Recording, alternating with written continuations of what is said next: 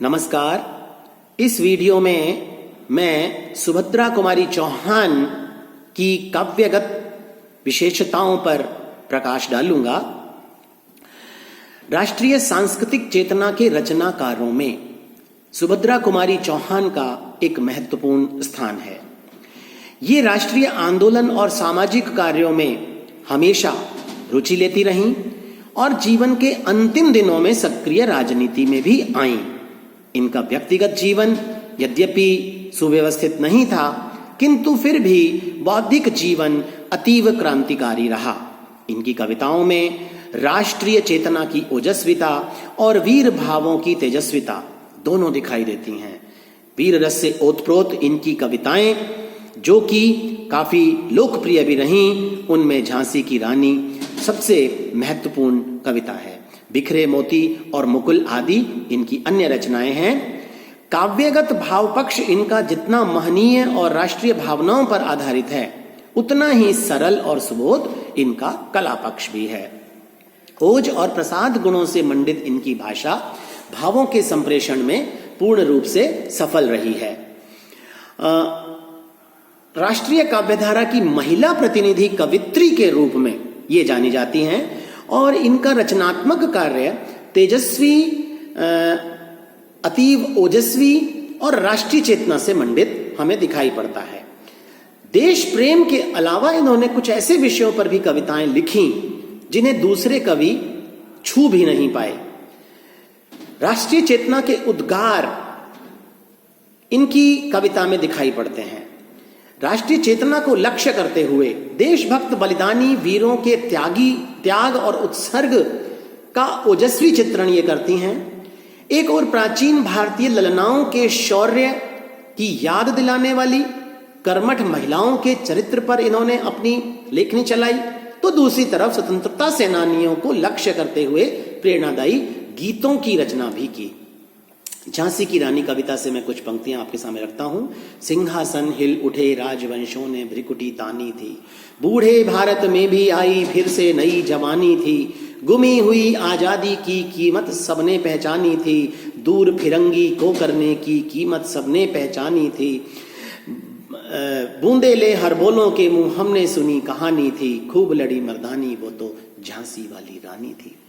वीरों का कैसा हो बसंत, इस कविता में भी उन्होंने राष्ट्रीय चेतना के उद्गार व्यक्त करते हुए यह स्पष्ट किया कि देश की सीमा पर वीरता प्रदर्शन, त्याग और उत्सर्ग का अवसर आए तब देशवासियों को अपने कर्तव्य का निर्वाह करना पड़े तो वे सुख विलास से कैसे आसक्त हो सकते हैं।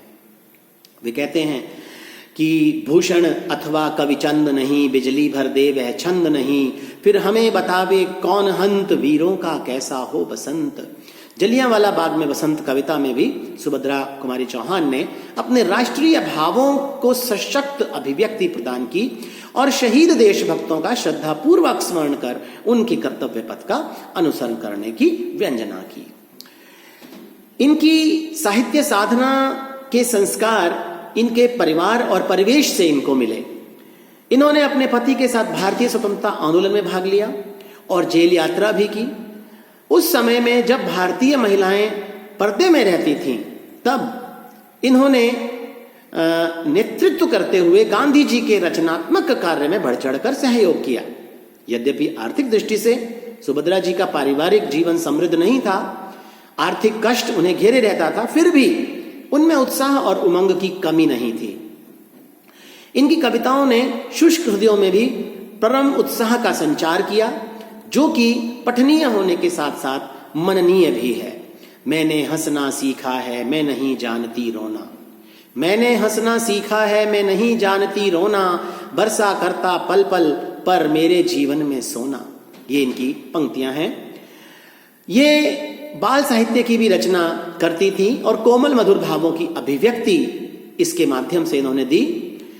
बच्चों से बड़ा प्रेम था। बच्चों के लिए इनकी कविता बाल साहित्य की अनूठी धरोहर है। मेरा बचपन और बालिका का परिचय, ऐसी ही इनकी कविताएं हैं।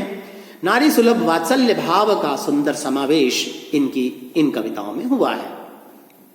सरस ओजस्वी काव्य शिल्प इनके भाव पक्ष का एक बहुत ही महत्वपूर्ण बिंदु है। भाव पक्ष जितनी ओजस्विता, प्रांजलता, भावात्मकता और राष्ट्रीय चेतना से मंडित है, उतना ही शिल्प पक्ष भी सरस, कोमल और सहज है। सरल शब्दों का प्रयोग इनके काव्य में हुआ है। शब्द सहज ही हृदय में प्रवेश कर पाठक को झंकृत कर देते हैं। छंद योजना, तुकांत, प्रवाहमयता, लय गति आदि से युक्त है। इसमें अलंकारों की बोझलता नहीं है, परंतु व्यंग का पैनापन और मार्मिकता भी दिखाई पड़ती है। इनकी भाषा ओज और प्रसाद गुणों से युक्त है। कविताओं की लयात्मकता और आंतरिक नाद सौंदर्य अनुपम है। इस दृष्टि से झांसी की रानी कविता बहुत अच्छी कविता है, जिसकी पंक्तियां आज भी गाई जाती हैं। शब्दावली भले ही तत्संप्रधान है, लेकिन उसमें सरलता हमें दिखाई पड़ती है। अनुप्रास, वीप्सा, पुनरुक्ति, उपमा और इस प्रकार के अनेक अलंकारों का उन्होंने सहज रूप से प्रयोग किया। जलियांवाला बाग में वसंत और वीरों का कैसा हो बसंत कविताओं में कुछ प्रतीक भी इन्होंने अपनाए और प्रकृति चित्रण उद्दीपन रूप में किया है। इससे इनका शिल्प सौष्ठव और भी मृदुल सा बन गया है। इस प्रकार यदि हम सारांश रूप में कहें तो कवयित्री सुभद्रा कुमारी चौहान का काव्य ओजस्वी राष्ट्रीय भावों से मंडित है। राष्ट्रीय चेतना का विशेष समावेश इनकी कविता में दिखाई पड़ता है। भाव पक्ष की दृष्टि से इनका काव्य अतीव प्रेरणादायी, उत्साहवर्धक और कर्तव्य पथ का संदेश देने वाला है। तो कला पक्ष की दृष्टि से इनकी अभिव्यक्ति बहुत सरस, सरल, मधुर लेकिन ओजस्विता युक्त है। अल्पायु में ही सड़क दुर्घटना में निधन होने से हिंदी साहित्य की एक उज्जवल आभा सदा के लिए पंचतत्व में विलीन हो गई। यह हिंदी साहित्य के लिए एक दुर्भाग्य ही रहा। धन्यवाद।